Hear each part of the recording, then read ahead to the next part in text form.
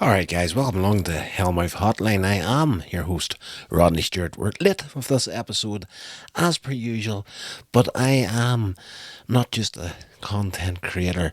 I like to take on other people's content as well, and I have fallen down the rabbit hole of a hell of a lot of other podcasts that I am listening to religiously this last while, including Bill Burr's Monday Morning Podcast and Tell Him Steve Dave, that's to name a couple of them. Then there's Fat Man Beyond of Kevin Smith. It's all good stuff. Like I love a bit of pop culture, so I like the Kevin Smith stuff. And of course, there's no such thing as him recording a short podcast. It's that, especially the Fat Man Beyond. You're talking 2 hours plus at a time. But yeah, and then I'm jumping down the back catalogue again of Tell 'Em Steve Dave. Unreal. But that is an excuse. But at the end of the day, I might be late, but at least it's going up on the proper day instead of, oh crap, I didn't put this podcast together and put it out on Monday. Now I'm going to have to wait the following Monday because it's now Wednesday.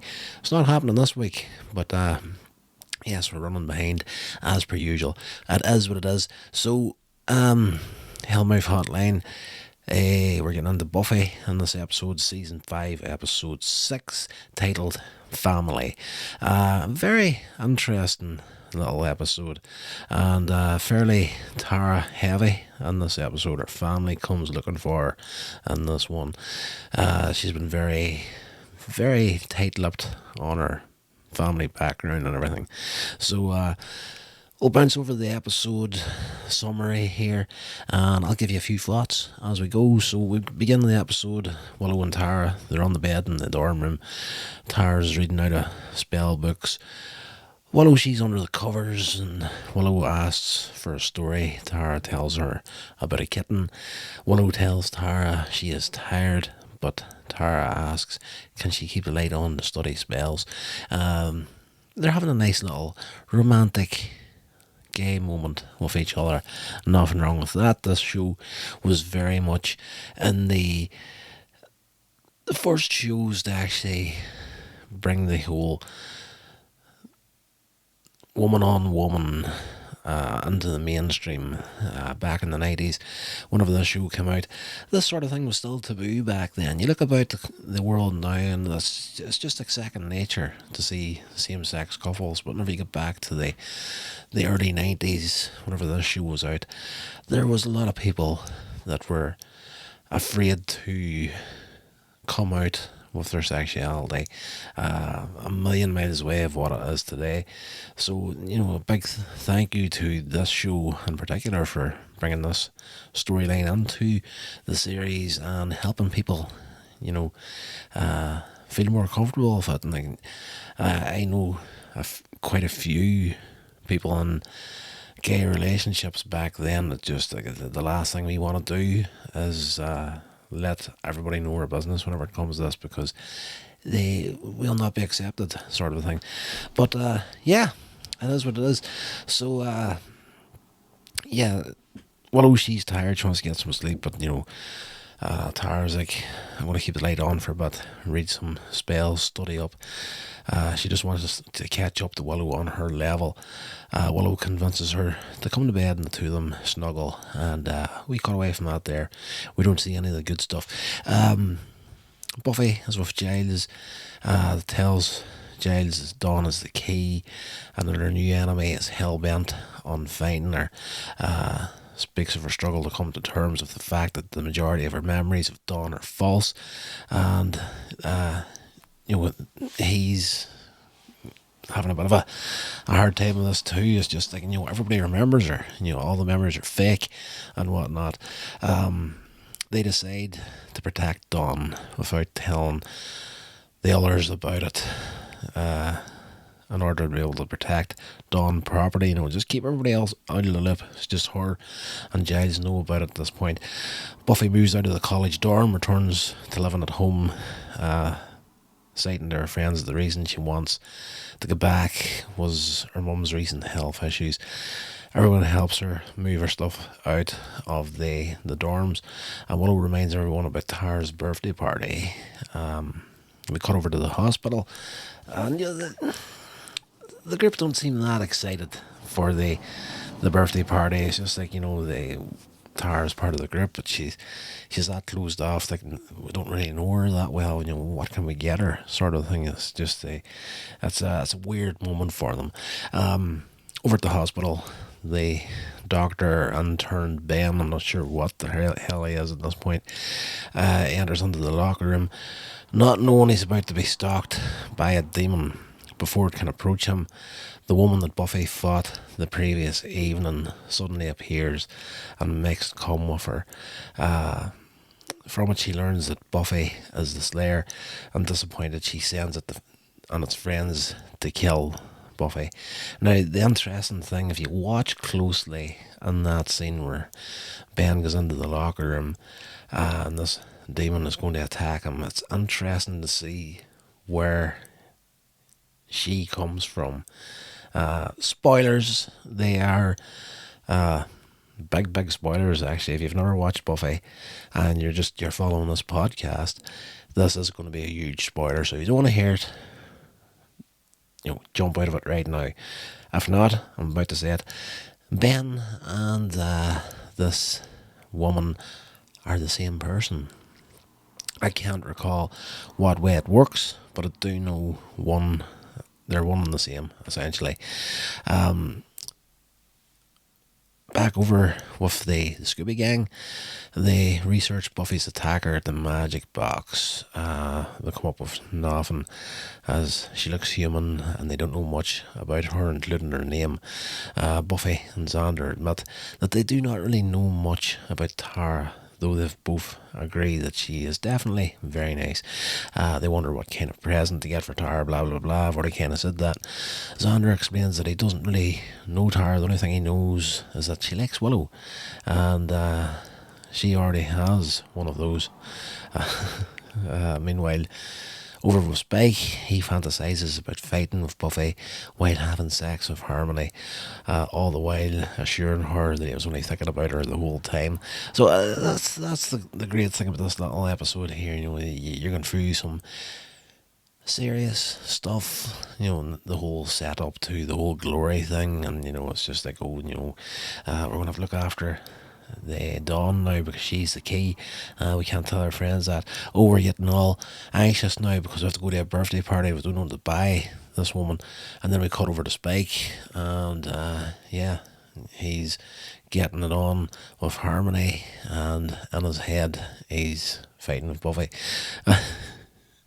Back over at the magic box, Giles overhears their conversation and asks them how they could sit in a magic shop and not have a clue what to get Tara, who is a witch, finally concluding that they are profoundly stupid. A young man then comes into the magic box, and he's kind of one of these guys, smart ass sort of a thing, disparaging the whole magic thing. Then he reveals himself as Tara's big brother, Donnie, who has come to town with her father and her cousin Beth for Tara's birthday. Tara's clearly not thrilled that they have showed up, but she agrees to have dinner with her family that evening. We cut over to the Buffy's house, Buffy Summers' house. She returns there where Riley has been sitting at the house babysitting Dawn, and you can see at this point in the series that he's pretty much had it, and I can't recall, but I think he's going to go in this season, and I'm not going to miss him. I've said it before and I'll say it again, not a big fan of Riley in the series. Buffy and Riley discuss how Buffy will return the favour for him watching Dawn, and Buffy says it might include outfits. Dawn then, she's preparing to leave for dinner at a friend's house, and Buffy refuses to let her out. You're not allowed to leave this house. Buffy has gone into super protective mode at this point because her mother's not well, and now she has to look after the key, which is her younger sister. Dawn then storms off in a huff, as per usual, annoying little bitch that she is, and Riley tells Buffy she overreacted, doesn't understand why she's been so overprotective of Dawn. Buffy won't tell Riley the reason behind her behaviour, and Riley leaves frustrated that Buffy's unwilling to trust him. So back over with Tara, she returns to her room to find her father there. He expresses his disappointment that she's not moved on from her interest and participation in magic, and he kind of brings her down a few, he just talking her down. He's just like making her feel like shit for being out of reach for months. He tells her she's going home before. He tells her pretty much, you're going home before your friends find out about your evil self. After she leaves, Willow returns and wants to repeat the demon locator spell that Tara had secretly sabotaged before. Tara fakes fatigue, saying I'm too tired, so Willow returns to the magic shop and Tara secretly follows her, and hiding in the back, she casts a spell to prevent her friends from seeing her demon side. So this is the thing that her father was talking about. He's pretty much setting her up as half demon, and she doesn't want them to find out about it. So the spell goes out. They can't see her half demon side, which is going to be a severe kick in the face for her before the end of this episode. We cut over to Riley. He's at Willie's place, the bar, drinking fairly heavily after his argument with Buffy. This woman, Sandy, hits on him, but he recognises her as a vampire, tells her no chance. We cut over to Harmony. She returns to the crypt and tells Spike that demons have been summoned to kill Buffy. Spike leaves, saying he wants to catch a decent seat when they do. There's a lot happening in this episode, a lot of quick little scenes and whatnot, setting things up. Tara, we then see her with her cousin Beth. They meet on the Sunnydale campus. Tara refuses to go home, and her cousin gets on her for being a selfish bitch, leaving her father and her brother to do for themselves, revealing that Tara is expected to return home and essentially play the servant to her father and her brother.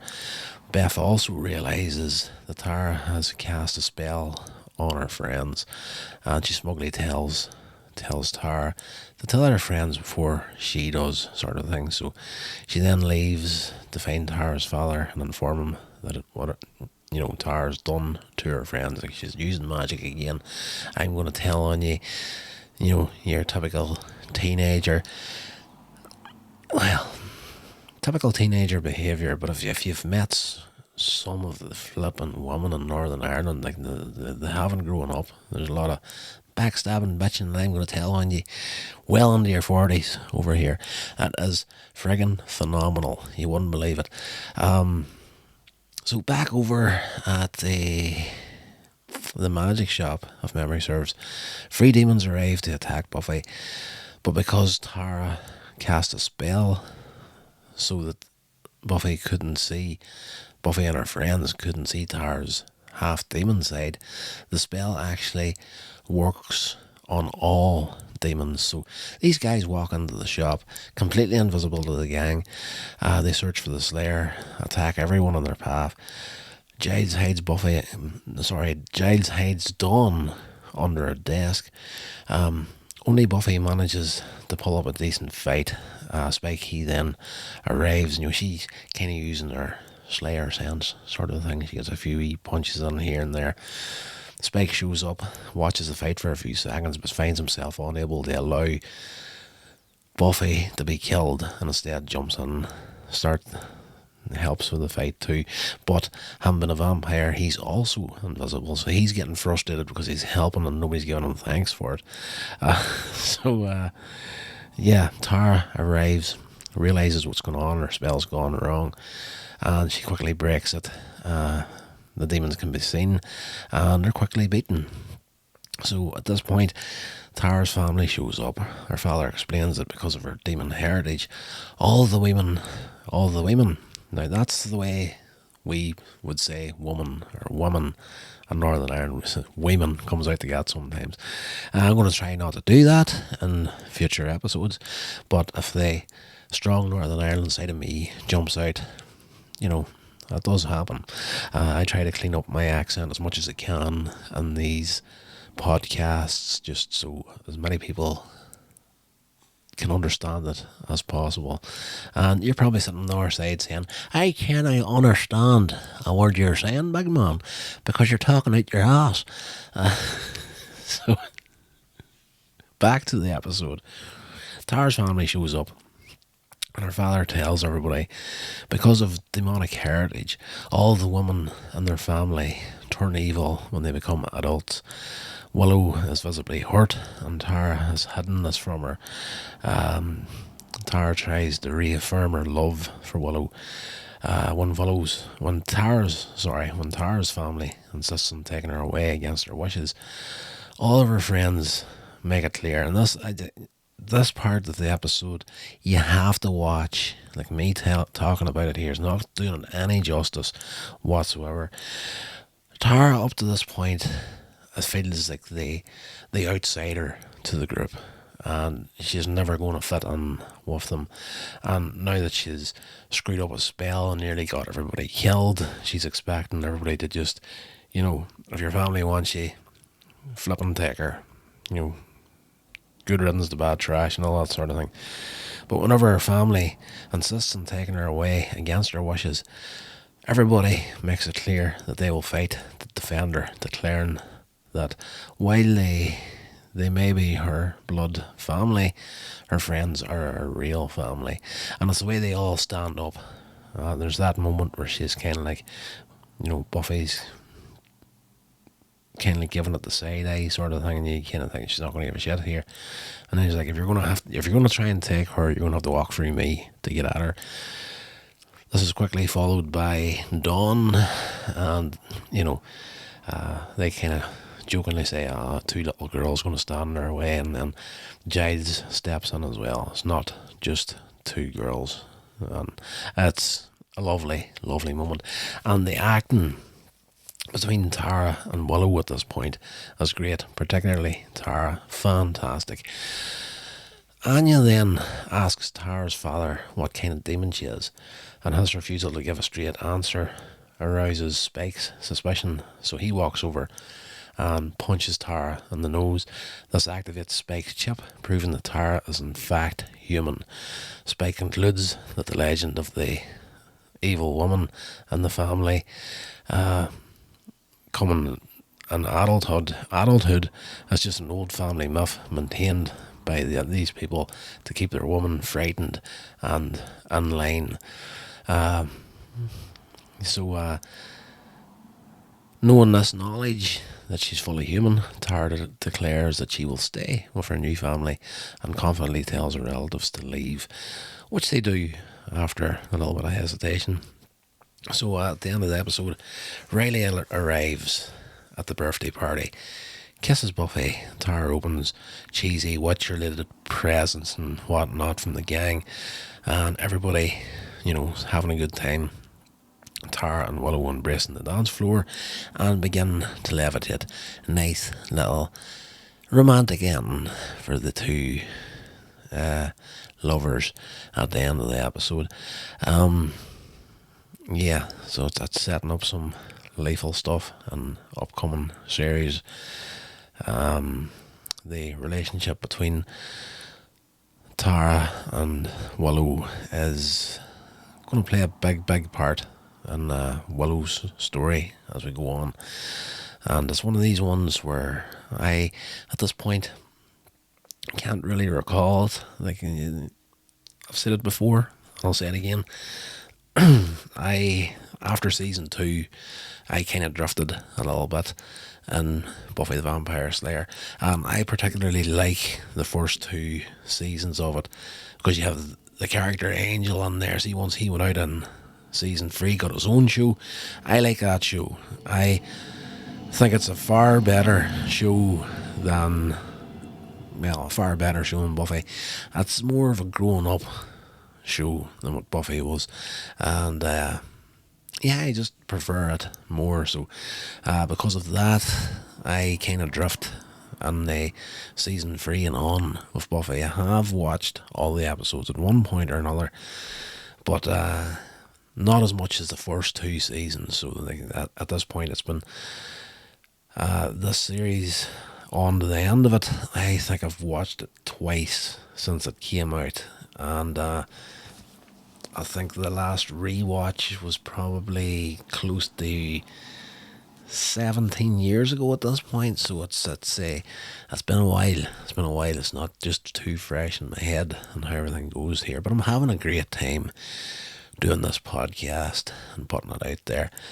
I'm just looking to see if there's anything here I like to on my science fiction podcast. I love getting, whenever I'm looking these things up, the reception of episodes. There doesn't seem to be much in the way of that whenever it comes to Buffy.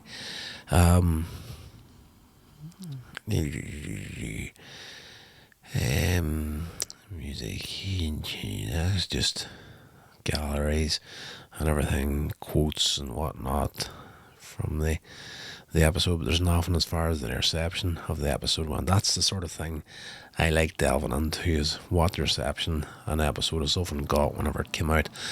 But there's not so much in that way in what I'm seeing online here. But it is what it is. It's a great, tasty little episode. The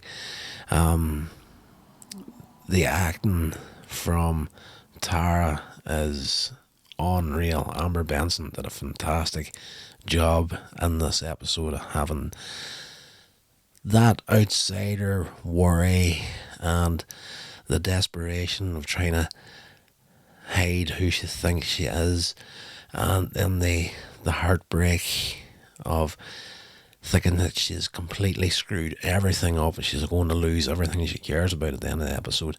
And then the moment where she realises that even though she's considered herself an outsider and felt like an outsider, it hasn't been the case. The whole gang jumps up there and, like, you know, she's friggin' family. You know, that moment in particular in the episode where she wells up and with emotion, fantastic. Okay, I think that's going to do it for this episode of Hellmouth Hotline. I'm going to jump off here. If you want to, you don't have to, but I would love it if you would take a little bit of time, go over and check out the website Coins Age Media for just about everything else that I'm doing. I'm juggling something at the minute that's not on the website, but whenever it's time for that news to come out, that's where you're going to get it at first. So coinsagemedia.com for everything else I'm doing. If you want to talk to the show directly, Hellmouth Hotline at gmail.com is the email, probably the best way to get hold of me.